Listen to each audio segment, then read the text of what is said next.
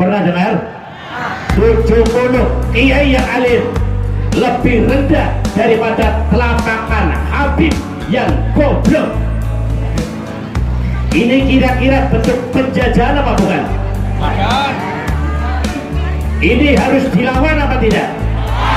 Ini adalah bentuk memisahkan antara santri dengan kiai. Saya berpikir 20 tahun, 30 tahun ke depan ini santri Indonesia tidak mau belajar, tidak mau ngaji dengan kiai-kiai pribumi.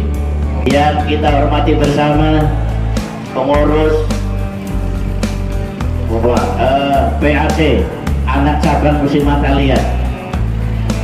Semoga beliau-beliau diberi hidayah oleh Allah Subhanahu wa Ta'ala, Muslimat semakin jaya. Tidak lupa kepada pengurus anak cabang Fataya, anak cabang GP Ansor, Banser, dan seluruh pengurus NU yang ada di Kecamatan Aliyah, ranting NU, ranting Fataya, ranting Muslimat, dan GP Ansor seluruh Kecamatan Aliyah yang kita hormati bersama. Hadirin wal hadirat rahimakumullah. Mari kita bersama-sama membaca hamdalah alhamdulillahirabbil, yang pada kesempatan pagi hari ini kita masih diberi umur panjang dan sehat, sehingga pada kesempatan ini kita bersama kumpul di lapangan Krakal, lapangan Pemandian, dalam rangka merayakan Hari Santri Nasional yang ke-10. Tepuk tangan untuk santri-santri semuanya.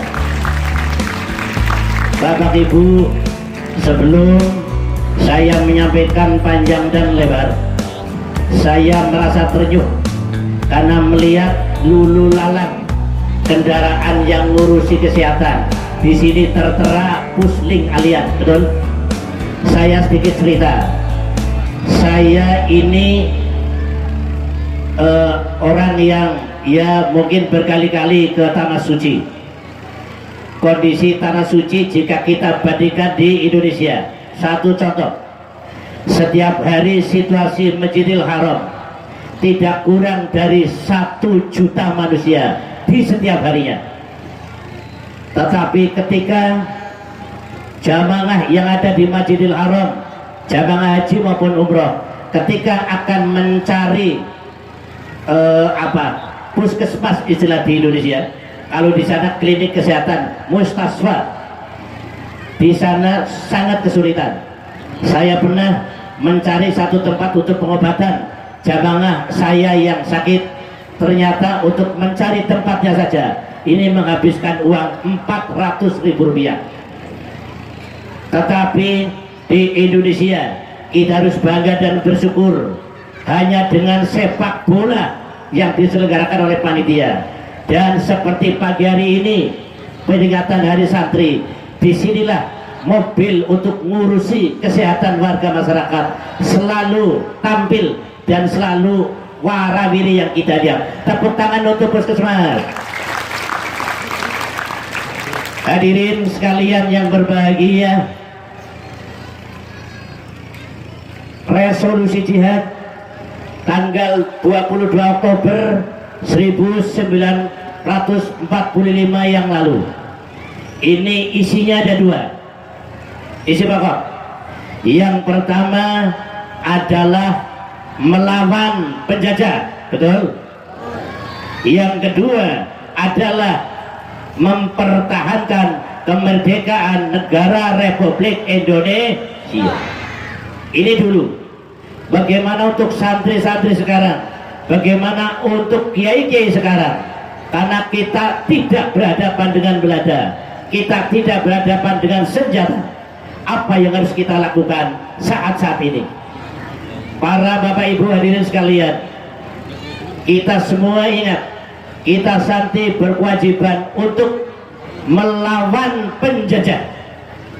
Kita semua tahu akhir-akhir ini kami merasakan, santri merasakan, juga terkadang saya merasa khawatir karena mayoritas sejak anak-anak TK sampai dengan kakek-kakek setiap jam bahkan setiap menit bergelut dengan yang namanya HP, betul? Di dalam HP di sana nampaknya ini ada hal-hal yang sangat negatif. Satu contoh, menurut pikiran saya di sana ada semacam apa ya, menjauhkan santri dengan kiai, menjauhkan santri dengan ulama, dengan kata-kata seperti ini. 70 kiai yang alim, ulangi, 70 kepala kiai yang alim. Pernah dengar? Pernah dengar? 70 kiai yang alim lebih rendah daripada telapakan Habib yang goblok. Ini kira-kira bentuk penjajahan apa bukan? Ini harus dilawan apa tidak?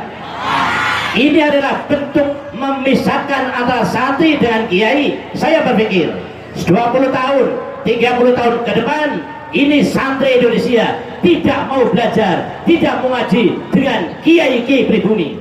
Mereka akan menolak pokok guru saya harus Habib walaupun jahil, ahli maksiat, ahli durhaka dan seterusnya. Ini adalah bentuk penjajahan yang nyata. Setuju? Setuju? Inilah harus kita lawan. Bapak Ibu sekalian, yang kedua yang harus kita lawan adalah di dalam HP ada kata-kata bahwa Indonesia milik Aulia Karim. Pernah dengar? Pernah dengar? Indonesia adalah milik ulama-ulama Karim. Saya orang yang tidak pernah makan sekolahan. Ketika saya ditanya Karim itu sih mana Pak Kiai, saya nggak bisa jawab karena saya nggak pernah makan sekolahan. Kemudian saya tanya kepada Pak Guru, itu pun guru yang pinter, saya nggak boleh tanya guru olahraga karena guru olahraga konon ceritanya tidak begitu pinter matematikanya. Contohnya guru olahraga kalau ngitung cuma sampai 8, 1, 2, 3, 4, 5, 6, 7, nggak ada. Guru olahraga 9, 10, 11, 12. Lah ini lebih dari ini tukang fotografer cuma bisa ngitung sampai 3, 1, 2, 3. Ini fotografer. Saya tanya pada Pak Guru, ada yang tanya Tarim itu mana? Jawab Pak Guru, Pak Kiai, Tarim adalah sebuah kota kecil yang ada di provinsi Hadramaut, Yaman.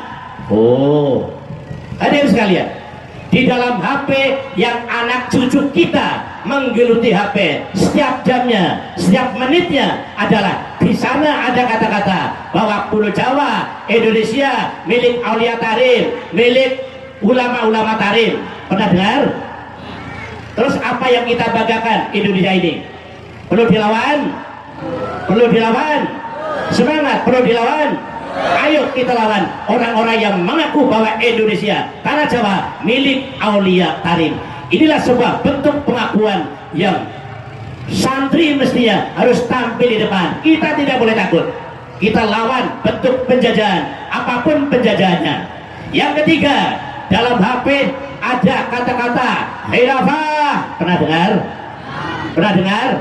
Ini adalah yang harus kita lawan oleh santri. Maka mulai hari ini santri tidak boleh menjadi santri yang penakut. Amin. Kita tidak boleh menjadi santri yang penakut. Kita tidak boleh menjadi santri yang penakut. Harus menjadi santri yang tangguh, takdim kepada kiai, takdim kepada guru. Semoga kalian semuanya menjadi santri yang akhlakul karimah untuk menciptakan Indonesia ini menjadi baldatun thayyibatun wa rabbun ghafur. Sekian, wassalamualaikum warahmatullahi wabarakatuh.